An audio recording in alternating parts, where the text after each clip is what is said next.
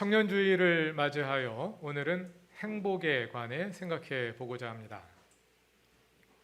오늘 주제를 선택하게 된 데에는 몇 가지 배경이 있었습니다. 하나는 지난 4월 둘째 주일 파송의 기도였습니다. 그 기도는 지난 3월에 나온 목회 데이터 연구소의 통계 조사에 기초했는데요. 2030 세대 72%가 나의 인생 목표는 물질적 풍족이다, 이렇게 대답을 했습니다. 그리고 그 인생 목표를 이루기 위해 이미 구체적인 실천에 뛰어들었는데요. 30대의 39%, 20대의 28%가 주식 투자를 하고 있고요. 부동산 구입에서 젊은 세대가 차지하는 비율도 큰 폭으로 늘어나고 있다 합니다. 현실에 빨리 눈을 뜬 것이지요. 한국 사회에서 열심히 일해서 돈 벌어가지고 집 사는 것은 이미 불가능해졌기 때문에 어른들이 그러는 것처럼 젊은 세대도 일찌감치 부동산 투자, 주식 투자에 뛰어든 것입니다. 따지고 보면 놀랄 일은 아닙니다. 그리 새로운 일도 아니고요. 어른들이 하는 대로 따라하는 것뿐이지요. 단지 청년 세대가 현실 감각이 빨라져서 기성세대에 비해 그 시기가 앞당겨졌을 뿐입니다. 그러나 그러한 행동보다 저에게 더 크게 다가오는 것은 그것이 하나의 가치관으로 굳어져 가고 있다는 점입니다. 돈 많이 벌기 위해 애쓰는 것은 기성세대도 크게 다를 것이 없었습니다. 그러나 기성세대에게는 그것과 다른 가치가 있었습니다. 정말 가치 있는 일은 따로 있다고 생각하면서도 실제로 삶에서는 돈을 추구하며 살았던 것이지요. 비판적으로 보면 언행일치가 이루어지지 않은 것입니다만 설교자의 입장에서는 그것이 소통의 기반이었습니다. 목사가 교인들에게 돈을 인생의 목적으로 삼으면 안 됩니다 하고 설교할 때 모든 교인들이 흔쾌히 아멘하는 것은 아닙니다. 교인들 가운데는 목사님이 현실을 잘 모르셔서 그럽니다 하면서 심적으로 저항하는 분들도 있습니다. 그러나 심지어 그런 분들마저도 그렇게 살기는 힘들지만 목사님 말이 맞기는 해요 하는 최소한의 동의가 지금까지는 형성되어 있었습니다. 그러나 그런 설교가 앞으로도 가능할까? 젊은 세대에게 그런 설교를 했을 때 과연 동의할까? 하는 고민이 심각하게 드는 것입니다. 전에는 말은 맞지만 힘들어요 할 때까지는 그래도 소통이 가능했습니다. 그러나 무슨 말이 안 되는 소리를 하시나 할 때는 더 이상 소통이 불가능해지겠죠. 게다가 젊은 세대는 실용주의적이고 현실적일 뿐 아니라 종교에 관심이 없습니다. 기성세대는 물질주의적인 욕망을 신앙을 통해 이루고자 하는 마음으로 교회에 나왔습니다. 그러나 젊은 세대는 더 이상 그 욕망을 신앙을 통해 이루고자 하지 않는다는 것입니다. 이런 상황에서 설교자는 하나님의 말씀을 전달하기 위해서 다시 청중을 이해하기 위해 노력해야 합니다. 이 통계 자료가 현실을 적절하게 반영하는 것인지, 그리고 이 통계의 숫자들이 정확히 무엇을 의미하는지 다각적인 검토가 필요하겠지요. 그리고 물질적 풍족을 인생 목표로 삼은 청년들을 그저 비판하거나 개탄하기 전에 청년들의 그 생각과 또 그렇게 만든 상황을 정확히 이해하기 위해 노력해야 할 것입니다. 그래야 소통의 기반을 마련할 수 있고 청년 세대에게도 복음이 의미 있는 것이 될 수 있을 것이기 때문입니다. 아직은 혼란스럽고 모호합니다. 방향을 어떻게 정하고 접근하는 것이 좋을지, 그게 과연 가능할지, 어디까지 가게 될지 고민하게 됩니다.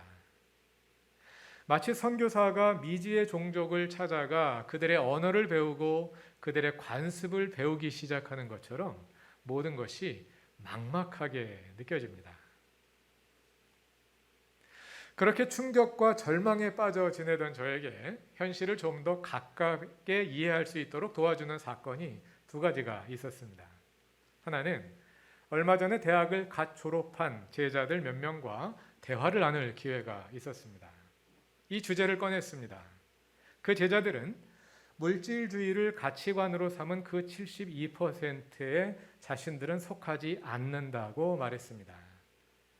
낮에는 한국에서 밤에는 미국에서 잠도 안 자며 24시간 주식 투자하느라 폐인이 되어 있는 친구들을 자기들도 이해할 수 없다고 하더군요. 단순한 사실을 다시 확인하게 되었습니다. 젊은 세대가 다 똑같은 것은 아니고 젊은 세대 가운데도 다르게 생각하는 28%가 있음을 말입니다. 그리고 주식 투자를 일찍 시작하는 것이 문제가 아니라 그것을 어떻게 하느냐가 문제이겠죠. 그리고 그보다 앞서서 그러니까 파송의 기도를 한 후에 그 제자들을 만나기 전에 다른 일이 하나 더 있었습니다. 그것은 청년부 임원들이 강사 초청 특강 프로그램을 준비하면서 저를 첫 번째 강사로 정한 것입니다. 무엇에 관한 이야기를 듣고 싶은지 먼저 질문을 정리하여 주기로 했기 때문에 기다리고 있는 중입니다. 빨리 가져다 주세요. 처음에 청년들이 저를 강사로 정했다는 소식을 듣고 가슴이 덜컹했습니다. 통계조사의 충격이 아직 강하게 남아있을 때였기 때문입니다. 나는 오늘의 젊은 세대를 아직 이해하지 못했는데 내가 무슨 말을 해줄 수 있을까 하는 걱정이 몰려왔습니다. 그러나 다시 생각해 보니 청년들이 담임 목사에게 무슨 이야기를 듣고 싶어 한다는 그 사실 자체가 희망적으로 다가왔습니다. 통계조사의 72%에 속하는 사람들은 더 이상 저 같은 사람의 이야기를 들으려 하지 않을 것입니다. 그러나 청년들이 담임 목사와 대화하고 싶어 한다는 것은 모든 청년들이 다 그렇지는 않음을 보여주는 것이겠지요. 그 점이 참 고마웠습니다. 그래서 무슨 질문이 나올지 기대하면서 기다리고 있습니다. 그러다가 얼마 전에 우연히 유튜브에서 요즘 뜨고 있는 강의 하나를 발견했는데요. 그것은 연세대학교 심리학과의 서은국 교수가 한 행복에 관한 강의입니다. JTBC 차이나는 클래스에도 나왔고요. 아주대학교의 아주다운 강연에도 나왔고 EBS 초대석에서 한 대담 영상도 있습니다. 그 영상들을 몇 번씩 돌려서 보았습니다. 재미있고 유익하면서 제가 동의할 수 없는 점도 있어서 청년들과 대화의 소재로 삼기에 좋겠다는 생각이 들었습니다. 그래서 오늘은 먼저 서 교수의 강의를 요약하고 평가한 후에 성경 본문인 마태복음 5장의 팔복선언을 함께 읽어보려고 합니다. 서은국 교수는 행복은 관념이 아니라 경험이다 이렇게 말합니다. 행복은 관념이 아니라 경험이다. 이것은 많은 사람들이 행복은 마음먹기에 달렸다 하고 말하는 것에 대한 비판입니다. 철학사적으로는 행복을 가치의 문제로 정의하는 것에 대한 비판이기도 합니다. 행복은 그런 생각이나 가치의 문제가 아니라 경험의 문제라는 것이지요. 그는 생각과 경험의 차이를 설명하기 위해 한 가지 예를 드는데요. 발 위에 벽돌이 떨어져서 뼈가 으깨지고 피가 나고 있다고 가정해 봅시다. 그냥 안 아프다 하고 생각한다고 해서 안 아프겠냐는 것이죠. 행복이란 이처럼 생각이 아니라 경험이라는 것입니다. 이것은 요즘 젊은이들이 정신승리라고 하는 것에 한 좋은 예인 것처럼 생각되었습니다. 그리고 서 교수가 이 말을 할 때 학생의 자리에 JTBC 그 차이나는 클래스에 보면 연예인들이 학생의 자리에 앉아서 듣잖아요. 그 연예인들이 격하게 공감하는 것을 보았습니다. 그 모습이 지난 통계조사와 오버랩되어서 보였습니다. 그래서 오늘 설교에 이 주제를 다루어야 되겠다 하고 생각하게 된 그 계기입니다. 서 교수가 행복은 경험이라 할 때 그 경험은 감정의 경험입니다. 사회심리학에서는 우리의 모든 느낌을 쾌와 불쾌의 둘로 나눌 수 있다고 말합니다. 쾌, 좋은 감정이란 즐거움, 사랑, 성취, 편안함 같은 것들이고, 불쾌는 두려움, 불안, 역겨움 같은 것들입니다. 사람의 감정은 컴퓨터의 운영체제 OS와 같은 중요한 역할을 하며 인간의 생존과 재생산을 도와준다고 합니다. 사람은 쾌의 감정을 느낄 때 앞으로 나아가려 하게 되고, 불쾌의 감정을 느낄 때는 멈추거나 물러섬으로써 자신을 보호하게 된다는 것이지요. 이 감정들 가운데 쾌라는 감정의 집합을 우리가 행복이라고 부른다는 것입니다. 행복이라는 것이 쾌의 감정의 묶음이라면 행복해지는 비결은 쾌의 감정을 더 많이 불러일으키는 것이겠죠. 그래서 사람들이 쾌의 감정을 불러일으키는 행복의 조건을 이루고자 애를 씁니다. 돈을 벌고 성취를 위해 애쓰고 맛있는 음식을 먹고 좋은 장소를 찾아갑니다. 그러나 서 교수는 이 모든 것들은 그 자체가 행복이 아니라 행복의 전구를 켜는 스위치일 뿐이라고 말합니다. 많은 경우에 이러한 객관적인 조건들이 스위치가 되어서 행복의 전구를 켜주기 때문에 사람들이 그것을 추구한다는 것이지요. 그럼에도 불구하고 이러한 객관적인 조건들이 우리의 행복을 지속적으로 보장해 주지는 못합니다. 한계 효용이 있습니다. 가장 큰 이유는 새로움은 시간이 지나면 사라지기 때문입니다. 큰 집을 사고 나면 행복감을 느끼지만 그 행복감은 얼마 지나지 않아 사라지고, 그래서 더 좋은 집을 욕망하게 되고, 승진하고 나면 얼마간은 행복하지만 이제는 그 다음 직급이 아니라서 행복하지 않은 상태가 된다는 것이죠. 로또를 맞은 사람들이 결국 불행해지는 사례가 많이 보도되어 있지요. 그 이유 가운데 하나는 로또라는 행운을 한방 크게 경험한 사람은 그 이후 일상의 소소함에서 즐거움을 느끼지 못한답니다. 로또를 맞은 후에 그와 같이 큰 충격을 가져다 주지 못하는 일들은 모두 시시하게 받아들여지게 된다는 것이죠.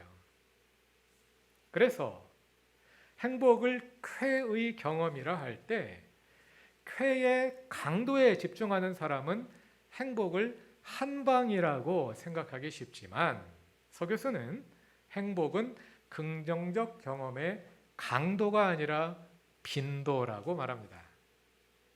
행복은 쾌의 경험의 강도가 아니라 빈도이다. 얼마나 크게 느끼냐가 중요한 것이 아니라 얼마나 자주 느끼느냐가 중요하다는 것이죠. 서 교수는 그러므로 행복해지기를 원한다면 쉽게 행복을 느낄 수 있는 요소를 일상의 곳곳에 심어 놓으라고 말합니다.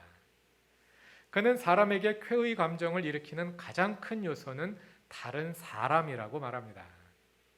그래서 사람에게 쾌의 감정을 일으키는 가장 상징적인 일은 좋은 사람과 함께 밥을 먹는 장면이랍니다. 많은 사람들이 큰 행복을 기대하면서 다른 사람과 함께 밥 먹는 시간을 희생해 가면서 열심히 일하는데요. 정말 행복한 순간을 희생한다는 거예요.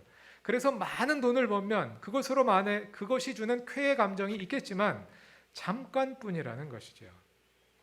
그러다 보면 사람은 잃어버리고 돈으로 그것을 채우려 하게 되는데요. 그래서 물질 만능주의가 나타나게 되는 것이고, 그 물질 만능주의가 우리나라에서 특히 더 심하게 나타난다 합니다. 선진국 가운데 유독 행복도가 낮은 나라들이 있는데요. 일본, 한국, 홍콩과 같은 나라들입니다. 모두 유교적 집단주의 사회라는 공통점이 있습니다.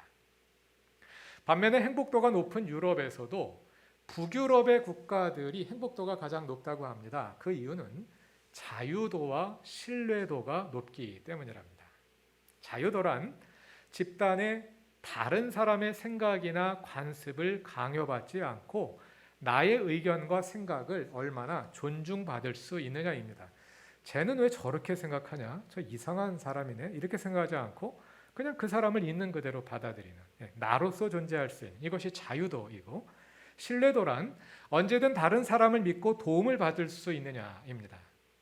언제든 다른 사람을 믿고 도움을 받을 수 있느냐, 사람이 존중을 받을 수 있느냐, 사람을 믿을 수 있느냐의 문제라는 것이죠. 그러고 보면 한국 사회가 물질 만능주의가 강한 반면에 자유도와 신뢰도가 낮은 것은 서로 연관되어 있는 것 같습니다. 사회가 개인을 존중해 주지 않다 보니 돈을 벌어서 성공해서 인정받으려는 심리가 강해지고, 사회적 신뢰도가 낮아서 다른 사람을 믿을 수 없다 보니 내가 스스로 성공해서 해결해야 한다는 심리가 강해지는 것이 아닐까 생각됩니다. 자, 그럼 우리는 어디로 가야 할까요? 서교수의 조언을 따르자면 좋은 사람들과 밥 먹는 시간을 많이 만들며 소확행으로 가야 할 것 같습니다. 그러나 이 지점에서 멈칫하게 됩니다. 그것이 진정 답이 될 수 있을까요? 어느 정도는 답이 될 수 있을 것 같습니다만, 그렇게 파티 열고 즐기기 좋아하는 파티 애니멀로 살다 보면 죽을 때까지 행복할 수 있을까요?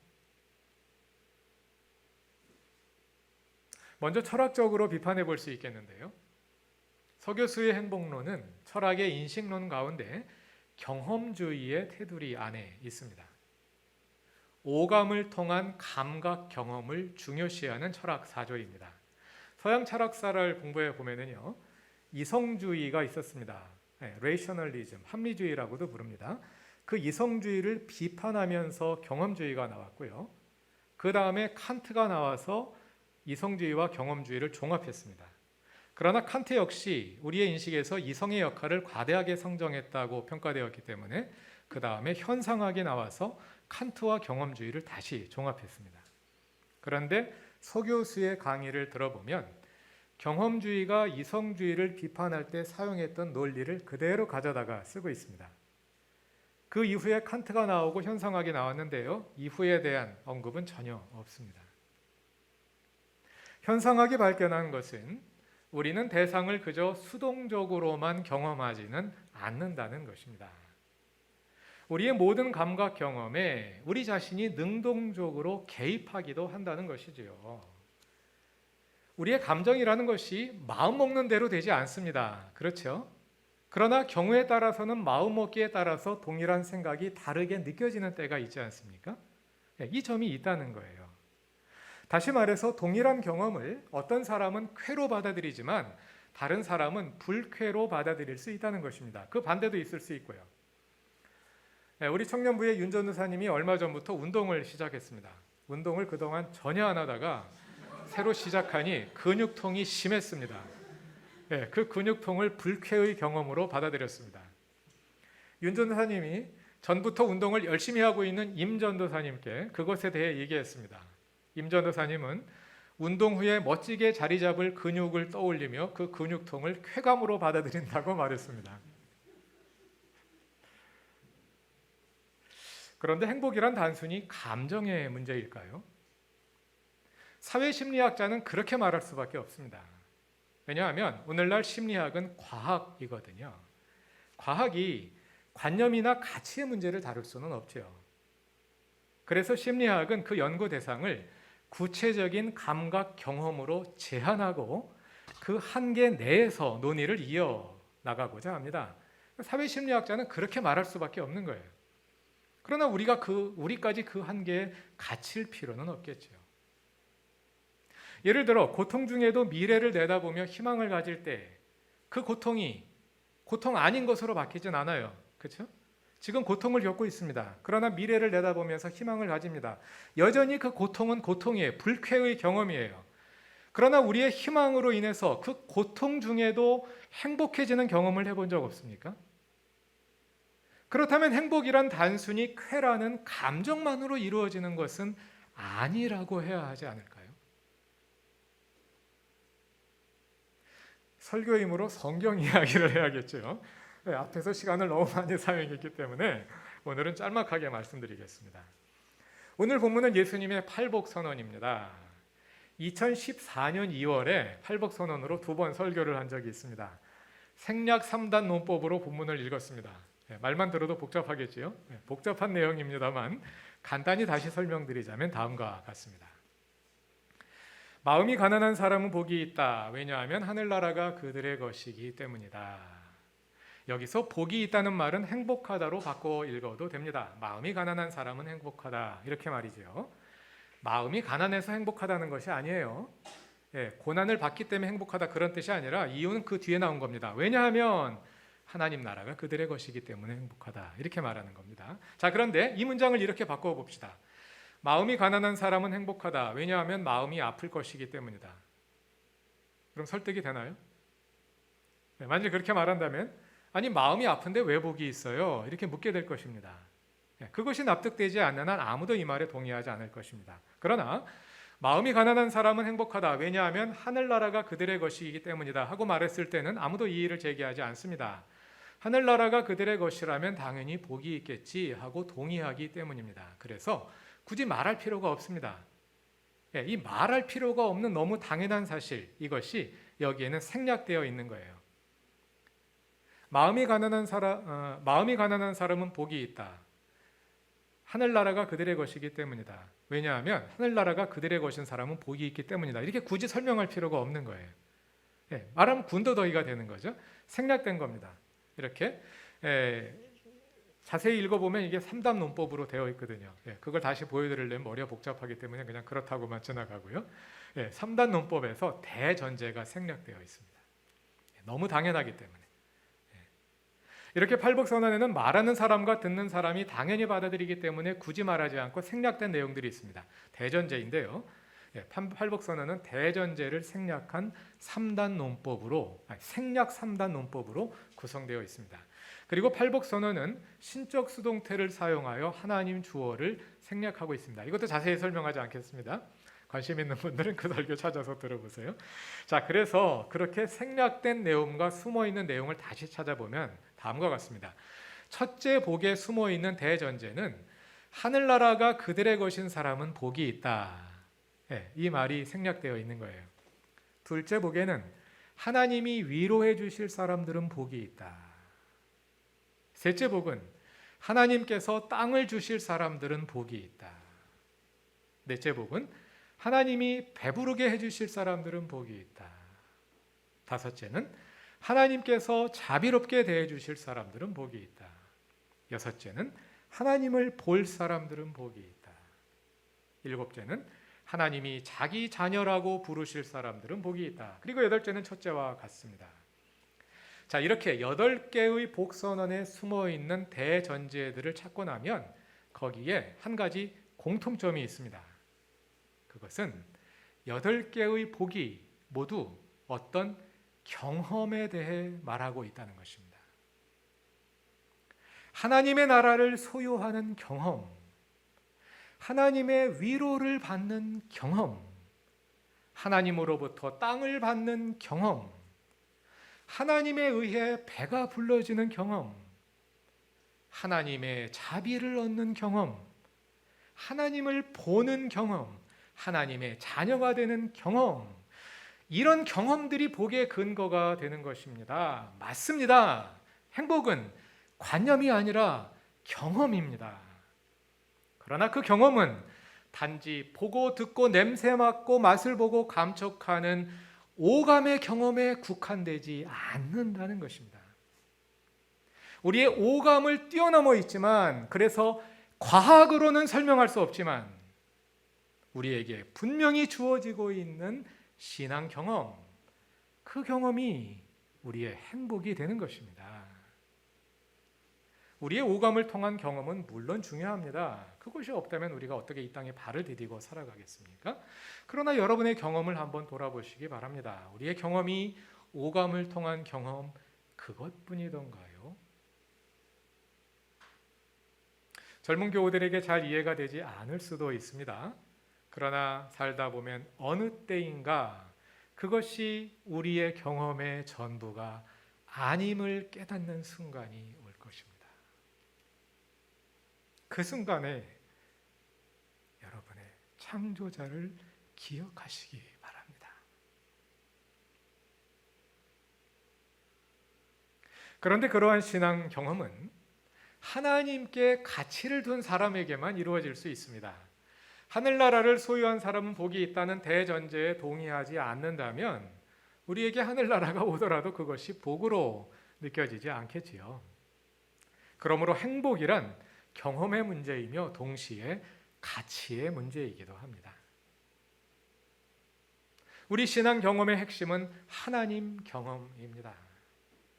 하나님께서 우리를 그 나라의 백성으로 삼아주시고 우리를 위로해 주시고 우리에게 땅을 주시고 하나님께서 우리를 배부르게 하시고 하나님이 우리를 자비롭게 대하시고 자신을 보여주시고 그분의 자녀로 삼아주시는 경험입니다.